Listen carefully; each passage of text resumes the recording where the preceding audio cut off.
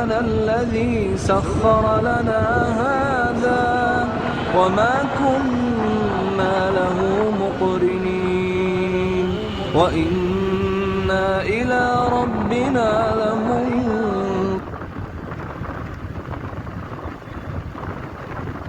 السلام عليكم ورحمة الله وبركاته.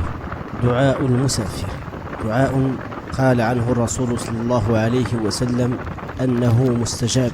لكن قبل أن نبدأ ادعمونا بإعجاب الفيديو لاستمرار هذه النوعية من الفيديوهات، ولا تحرموا أنفسكم أجر مشاركة الفيديو كي يستفيد منه كل مسلم.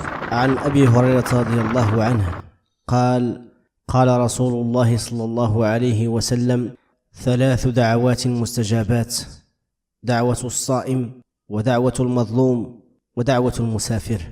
رواه البيهقي والطبراني وصححه الألباني. دعاء السفر من القرآن والسنة. قال الله تعالى: وجعل لكم من الفلك والأنعام ما تركبون لتستووا على ظهوره ثم تذكروا نعمة ربكم إذا استويتم عليه وتقولوا سبحان الذي سخر لنا هذا وما كنا له مقرنين وإنا إلى ربنا لمنقلبون.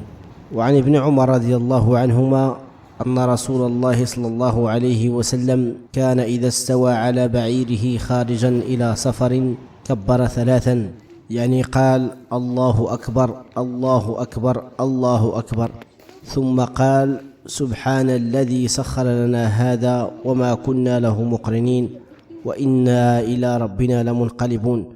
اللهم إنا نسألك في سفرنا هذا البر والتقوى ومن العمل ما ترضى. اللهم هون علينا سفرنا هذا واطو عنا بعده.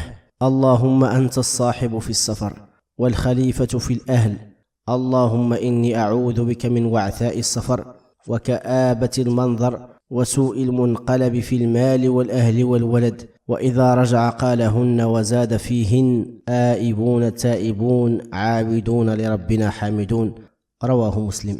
وعن عبد الله بن سرجس رضي الله عنه قال: كان رسول الله صلى الله عليه وسلم إذا سافر يتعوذ من وعثاء السفر وكآبة المنقلب والحور بعد الكون ودعوة المظلوم وسوء المنظر في الأهل والمال.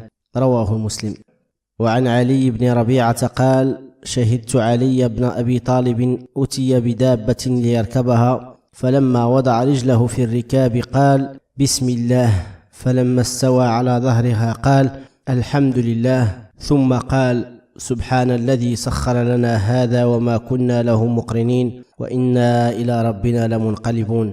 ثم قال: الحمد لله 3 مرات، ثم قال: الله أكبر 3 مرات، ثم قال: سبحانك إني ظلمت نفسي فاغفر لي فإنه لا يغفر الذنوب إلا أنت.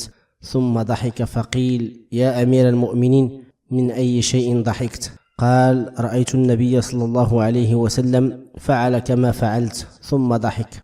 فقلت: يا رسول الله، من أي شيء ضحكت؟ قال: إن ربك سبحانه يعجب من عبده إذا قال: اغفر لي ذنوبي، يعلم أنه لا يغفر الذنوب غيري. رواه أبو داود والترمذي، وقال: حديث حسن، وفي بعض النسخ حسن صحيح، وهذا لفظ أبي داود. هذا وصلى الله وسلم على نبينا محمد وعلى آله وصحبه أجمعين. اللهم ارحم واغفر لكل من نشر هذا المقطع.